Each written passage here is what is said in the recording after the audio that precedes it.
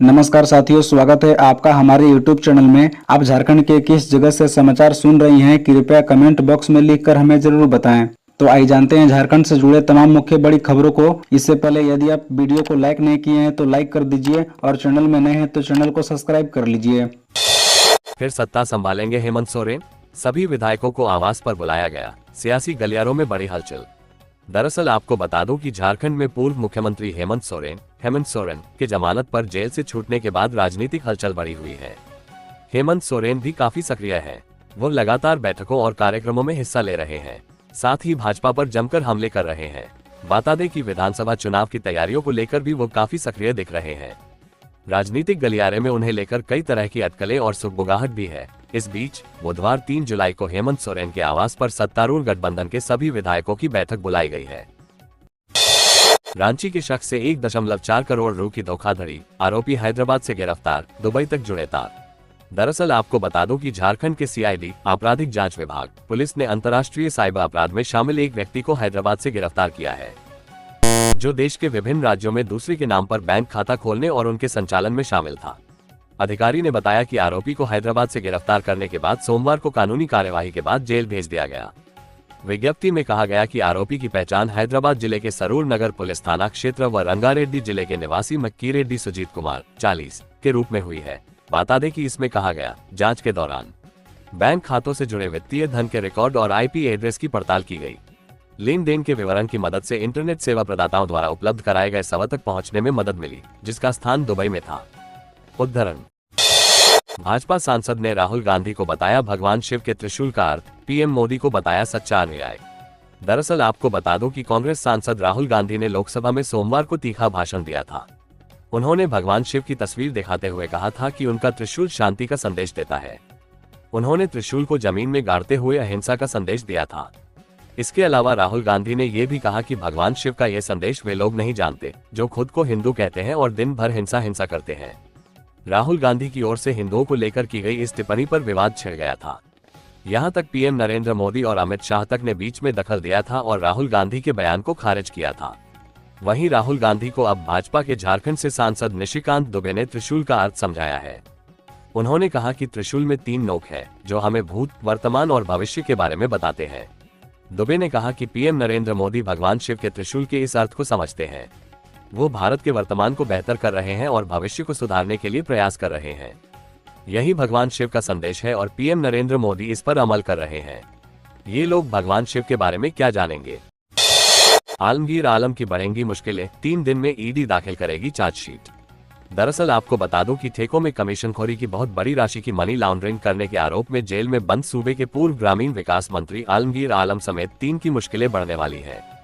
ED 3 से 4 दिन के अंदर मामले में जांच पूरी करते हुए अभियोजन शिकायत चार्जशीट दाखिल करेगी।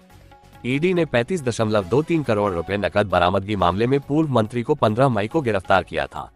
वहीं 32.30 करोड़ रुपए नकद बरामदगी मामले में आलमगीर आलम के तत्कालीन आप्त सचिव संजीव लाल एवं उनका नौकर जहांगीर आलम को 6 मई को देर रात ED ने गिरफ्तार किया था। गिरफ्तारी के बाद संजीव लाल, जहांगीर आलम एवं आलमगीर आलम को 14 दिन पुलिस रिमांड पर लेकर ED ने पूछताछ की थी। इसके बाद तीनों को बिरसा मुंडा केंद्रीय कारा होटवार भेज दिया गया। तब से तीनों जेल में ही है। गिरफ्तारी के 60 दिनों के अंदर मामले में चार्जशीट दाखिल करना अनिवार्य है। इसको देखते हुए संजीव लाल एवं जहांगीर आलम की गिरफ्तारी का 60वां दिन 4 जुलाई हो रहा है, अर्थात ED को 4 जुलाई तक चार्जशीट दाखिल करनी होगी। बता दें कि जांच के दौरान बरामद रकम के संबंध में पुख्ता जानकारी के बाद ED ने संजीव लाल से जेल में ही पिछले सप्ताह पूछताछ पूरी की है। ED ने संजीव लाल से जेल में पूछताछ के लिए PMLA कोर्ट में आवेदन देकर अनुमति मांगी थी। कोर्ट की अनुमति मिलने के बाद ED टीम बिरसा मुंडा केंद्रीय कारा होटवार पहुंची और वहां लंबी पूछताछ की। यहां बता दें कि ED ने गिरफ्तारी के बाद संजीव लाल से 14 दिनों तक अपने साथ रखकर पूछताछ पूरी की थी। जो लोग अपने आप को हिंदू कहते हैं वो 24 घंटे हिंसा। राहुल गांधी के बयान पर लोकसभा में भारी हंगामा। दरअसल आपको बता दूं कि कांग्रेस पार्टी के पूर्व अध्यक्ष और लोकसभा में विपक्ष के नेता राहुल गांधी ने बहुत विवादित बयान दिया है। ऐसा बयान जो करोड़ों हिंदुओं की भावना को आहत करने वाला है। उन्होंने कहा कि जो लोग अपने आप को हिंदू कहते हैं वो 24 घंटे हिंसा, नफरत, असत्य। राहुल के इस बयान पर लोकसभा में भारी हंगामा हो गया। खुद प्रधानमंत्री नरेंद्र मोदी ने खड़े होकर राहुल के इस विचार पर आपत्ति जताई। हालांकि जवाब में राहुल गांधी ने कहा कि उन्होंने पीएम मोदी, बीजेपी और आरएसएस को नफरती और हिंसक कहा है, न कि पूरे हिंदू समाज को। प्रधानमंत्री मोदी ने राहुल के बयान पर आपत्ति जताते हुए सिर्फ इतना कहा था, ये विषय बहुत गंभीर है। पूरे हिंदू समाज को हिंसक कहना ये गंभीर विषय है। इतने पर राहुल गांधी बोलने लगे, नरेंद्र मोदी पूरे हिंदू समाज नहीं है, आरएसएस पूरा हिंदू समाज नहीं है। बता दें कि हंगामे के बीच गृह मंत्री अमित शाह खड़े हुए और राहुल गांधी से माफी की मांग की। उन्होंने कहा, शोर शराबा करके इतने बड़े वाकये को छिपाया नहीं जा सकता। विपक्ष के नेता ने कहा है कि जो अपने आप को हिंदू कहते हैं वो हिंसा करते हैं। मैं फिर से दोहराता हूं कि जो अपने आप को हिंदू कहते हैं वो हिंसा की बात करते हैं। हिंसा करते हैं, शाह ने कहा। इस देश में शायद इनको मालूम नहीं है कि करोड़ों लोग अपने आप को गर्व से हिंदू कहते हैं। क्या वो सभी लोग हिंसा की बात करते हैं? हिंसा की भावना को किसी धर्म से जोड़ना ठीक नहीं। संवैधानिक पद पर बैठे राहुल गांधी से गुजारिश है कि माफी मांगे। इस्लाम में अभय मुद्रा पर विद्वानों और गुरु नानक पर एसजीपीसी से मत ले लें। अभय की बात करने का हक इनका नहीं है कि इमरजेंसी में पूरे देश को भयभीत किया। दिल्ली में दिन दहाड़े हजारों सिख भाइयों का कत्लेआम हुआ, ये अभय की बात कर रहे हैं। नेता विपक्ष को पहले भाषण में सदन के संग पूरे देश से माफी मांग लेनी चाहिए। उद्धरण, मोदी का तीखा तंज, कल यहाँ बालक बुद्धि का विलाप चला, राहुल गांधी पर खूब चलाए तीर। दरअसल आपको बता दूं कि लोकसभा में पीएम नरेंद्र मोदी ने आज राष्ट्रपति के अभिभाषण पर चर्चा का जवाब दिया। उन्होंने कहा कि मुझे कुछ लोगों की छटपटाहट समझ में आती है, खासतौर पर ऐसे लोग जो लगातार तीसरी बार बुरी तरह से हारे हैं। हमें दुनिया के सबसे बड़े चुनाव में जनता ने फिर से चुना है और सेवा करने का मौका दिया है। पीएम मोदी ने कहा कि हमने अपने 10 सालों के कार्यकाल में गरीबों के हित में काम किया है, सबका साथ और सबका विकास की नीति को आगे बढ़ाया है। उन्होंने कहा कि हमने सर्वधर्म समभाव के विचार को लेते हुए तुष्टीकरण नहीं किया है बल्कि संतुष्टीकरण किया है। उन्होंने कहा कि तुष्टीकरण ने इस देश को तबाह किया है, इसलिए हमने सभी से न्याय और किसी का भी तुष्टीकरण नहीं की नीति को अपनाया है। नरेंद्र मोदी ने कहा कि इन नीतियों पर जनता ने मोहर लगाई है, इसीलिए फिर से एक बार देशवासियों की सेवा का मौका मिला है। इस चुनाव ने साबित किया है कि भारत की जनता कितनी परिपक्व है और कितने विवेकपूर्ण तरीके से फैसला करती है। इसी का नतीजा है कि आज तीसरी बार हम आपके सामने हैं और विनम्रता से सेवा के लिए उपस्थित हुए हैं। इससे पहले सोमवार को कांग्रेस नेता राहुल गांधी ने नीट परीक्षा में पेपर लीक के आरोपों और अग्निपथ भर्ती स्कीम को लेकर सरकार पर हमला बोला था। इसके अलावा उन्होंने भगवान शिव की तस्वीर दिखाते हुए कहा था कि खुद को हिंदू कहने वाले लोग हिंसा की बात करते हैं, जबकि भगवान शिव शांति का संदेश देते हैं। वो कहते हैं कि न डरो और न डराओ। राहुल गांधी के इस बयान पर पीएम नरेंद्र मोदी समेत सरकार के कई मंत्रियों ने ऐतराज जताया था। 4000 रेट, लड़कियों की तस्वीरें और 7 दलाल, रांची में चल रहे सेक्स रैकेट में क्या क्या खुलासा। दरअसल आपको बता दूं कि रांची की चुटिया पुलिस ने सेक्स रैकेट का खुलासा करते हुए 9 महिलाओं समेत होटल मालिक हरमित सिंह उर्फ प्रिंस और मैनेजर मिथुन गोराई को सोमवार को जेल भेज दिया है। आरोपियों से पूछताछ में पुलिस को अहम जानकारियां मिली हैं। पता चला है कि होटल मालिक हरमित सिंह उर्फ प्रिंस दलालों से सांठगांठ कर देह व्यापार का धंधा चला रहा है। एसएसपी चंदन कुमार सिन्हा ने बताया कि फर्जी नाम व पता अंकित कर होटल में सेक्स वर्कर को रखा जाता था। दलाल ग्राहकों को लाकर होटल तक पहुंचाते थे। इसके बाद होटल मालिक उन्हें लड़कियों के कमरे तक भेजता था। ग्राहक और होटल मालिक के बीच पैसों का ऑनलाइन लेन देन होता था। अधिकतर लड़कियां पश्चिम बंगाल की रहने वाली हैं। एसएसपी ने बताया कि 4000 में आधा पैसा होटल मालिक अपने रखता था, बाकी पैसा सेक्स वर्कर को देता था। इधर पुलिस इस धंधे से जुड़े अन्य लोगों की तलाश कर रही है, उन्हें भी जल्द जेल भेजा जाएगा। बता दें कि चुटिया थाना में सेक्स वर्कर, होटल मालिक, मैनेजर और दलाल समेत 18 के खिलाफ प्राथमिकी दर्ज की गई है। दर्ज प्राथमिकी के अनुसार साहिल, राज, वासिक, कुमार, सूरज राणा, समर सिंह और सुजित को भी नामजद बनाया गया है। पुलिस का कहना है कि नामजद 7 दलाल ग्राहकों की तलाश करते थे, व्हाट्सएप पर लड़कियों की तस्वीरें भेजते थे, उनसे रेट फाइनल करने के बाद अपने साथ होटल लेकर आते थे। होटल मालिक के हवाले करने के बाद वे चले जाते थे। होटल मालिक उन्हें कमीशन देता था। 3 नए कानून लागू होते ही झारखंड में कहां दर्ज हुई पहले दिन कितने केस। दरअसल आपको बता दूं कि झारखंड समेत पूरे देश में सोमवार से 3 नए आपराधिक कानून लागू हो गए। नए कानून के तहत पहला मामला ग्वालियर में रविवार रात करीब 12:10 बजे दर्ज किया गया। देर रात तक मिली जानकारी के अनुसार कानून लागू होने के पहले दिन रांची में 2 समेत पूरे झारखंड में 33 मामले दर्ज किए गए। जिलों से पुलिस मुख्यालय में अपडेट नहीं पहुंचे थे, ऐसे में आंकड़ा और बढ़ने के आसार है। झारखंड में नए कानून को लेकर पुलिस ने एक कंट्रोल रूम बनाया है।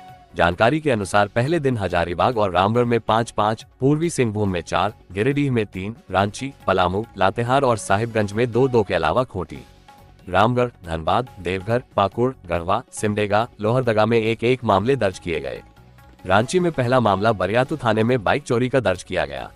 बता दें कि दिल्ली में केंद्रीय गृह मंत्री अमित शाह ने 15 दिनों की पुलिस रिमांड से जुड़े सवाल पर कहा कि कुछ लोग ये भ्रम फैला रहे हैं कि नए कानूनों में रिमांड का समय बढ़ गया है, जबकि यह पहले जैसा ही है। उन्होंने स्पष्ट किया कि इन कानूनों में 60 दिनों में कुल 15 दिनों की रिमांड का प्रावधान है। उन्होंने कानूनों को न्याय देने वाला बताया और कहा कि नए कानूनों में महिलाओं और बच्चों के मामलों को प्राथमिकता दी गई है। झारखंड में बड़ी सियासी सरगर्मी, हेमंत सोरेन के घर कल विधायकों की बैठक, क्या क्या अटकलें। दरअसल आपको बता दूं कि झामुमो कार्यकारी अध्यक्ष और पूर्व मुख्यमंत्री हेमंत सोरेन के आवास पर बुधवार को सत्तापक्ष के विधायकों की बैठक होगी। इसमें सभी विधायकों को उपस्थित रहने के लिए कहा गया है। इस पर सियासी सरगर्मी बढ़ गई है। माना जा रहा है कि बैठक में इंडिया गठबंधन विधानसभा चुनाव को लेकर रणनीति को धार देगा। ये भी चर्चा है कि हेमंत को नेतृत्व सौंपने पर भी विधायक अपनी राय दे सकते हैं। झामुमो महासचिव विनोद पांडेय ने बैठक की जानकारी देते हुए कहा कि जल्द ही पार्टी की केंद्रीय समिति की भी बैठक होगी। इन बैठकों में विधानसभा चुनाव की रणनीति पर मंथन होगा। कांग्रेस प्रदेश अध्यक्ष राजेश ठाकुर ने कहा कि बैठक के दौरान सभी विधायक मौजूद रहेंगे। बता दें कि हेमंत सोरेन ने भी कहा है कि कार्यकर्ता चुनाव तैयारी में जुट जाएं। विधायकों को कहा गया है कि 5 माह बाद हेमंत सोरेन जेल से बाहर आए हैं और वह गठबंधन के विधायकों से मिलकर राजनीतिक परिस्थितियों पर विचार विमर्श करना चाहते हैं। बता दें कि ईडी की कार्रवाई को देखते हुए हेमंत सोरेन ने हिरासत में लिए जाने से पहले विधायकों की बैठक बुलाई थी। बैठक में हेमंत को कोई भी निर्णय लेने के लिए अधिकृत किए गए थे। तब चंपाई सोरेन को नया नेता चुना गया। अब गठबंधन के विधायकों की बैठक बुलाए जाने के बाद नेतृत्व को लेकर उनकी राय सामने आने के आसार हैं। उल्लेखनीय है कि हेमंत ने 31 जनवरी को हिरासत में लेने की जानकारी मिलने से पहले सीएम पद से इस्तीफा दिया था और चंपाई सोरेन को मुख्यमंत्री बनाया गया था। नए कानूनों का अध्ययन जरूरी, अभी बोलना उचित नहीं, सीएम चंपाई सोरेन।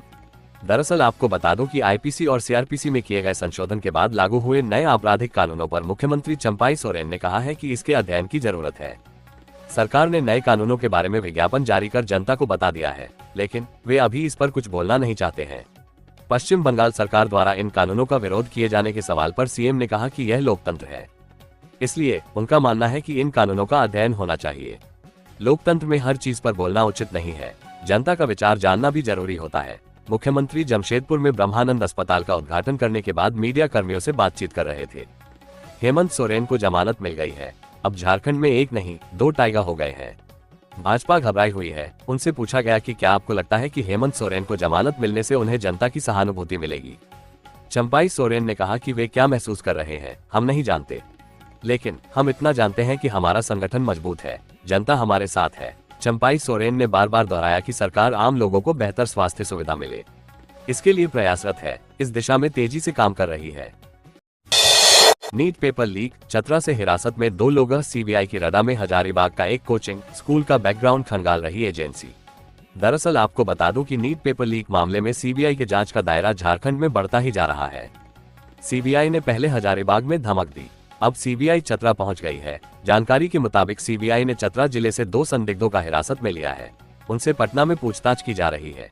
ये 2 संदिग्ध कौन है और इनका बैकग्राउंड क्या है, ये पता नहीं चल पाया है। उधर हजारीबाग से ओएसिस स्कूल के प्रिंसिपल एहसानुल हक, उप प्रिंसिपल मोइम्तियाज आलम और जर्नलिस्ट जमालुद्दीन को गिरफ्तार कर पटना ले जाने के बाद वहां उनसे पूछताछ कर रही है। सीबीआई सूत्रों के मुताबिक इन तीनों से पूछताछ के बाद जो जानकारी मिली है, उसके आधार पर हजारीबाग के 3 छात्रों से भी सीबीआई ने बात की है। झारखंड के 17 जिलों में बारिश का येलो अलर्ट, जुलाई में हो सकती है अच्छी बारिश, सरायकेला रहा सबसे गर्म। दरअसल आपको बता दूं कि झारखंड में पिछले 3 दिनों से राज्य के कई जिलों में बारिश हो रही है। मौसम विभाग ने आज 17 जिलों के लिए येलो अलर्ट जारी किया है। इनमें कोडरमा, हजारीबाग, रांची, पूर्वी सिंहभूम, पश्चिमी सिंहभूम का इलाका, बोकारो, दुमका, गोड्डा समेत अन्य जिले शामिल हैं। मौसम विभाग के मुताबिक जुलाई में अच्छी बारिश हो सकती है। प्रदेश में 24 घंटे में सरायकेला सबसे गर्म रहा। यहाँ का तापमान 37 डिग्री सेल्सियस दर्ज किया गया। बता दें कि मौसम विभाग ने आज से लेकर 7 जुलाई तक राज्य के कई हिस्सों में गरज के साथ बारिश की संभावना मौसम विभाग ने जताई है। मौसम विभाग ने आज और कल राज्य के उत्तरी और निकटवर्ती मध्य भाग में भारी बारिश की संभावना जताई है। 4 जुलाई से मौसम विभाग ने किसी तरह का अलर्ट जारी नहीं किया है। राज्य में अभी मानसून एक्टिव है।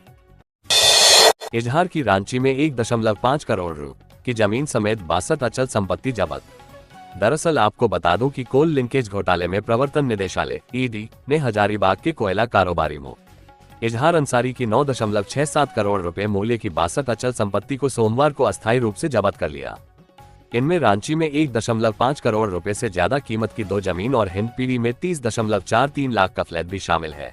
जांच एजेंसी ने इजहार के कर्नाटक में 87 लाख के फ्लैट और हजारीबाग में 55 प्लॉट जब्त किया है। बता दें कि ईडी ने रामगढ़ के मांडू थाने में 20 जनवरी 2019 को ट्रक चालक सैयद सलमानी व अन्य के विरुद्ध दर्ज प्राथमिकी के आधार पर 12 दिसंबर 2023 को ECIR दर्ज की थी।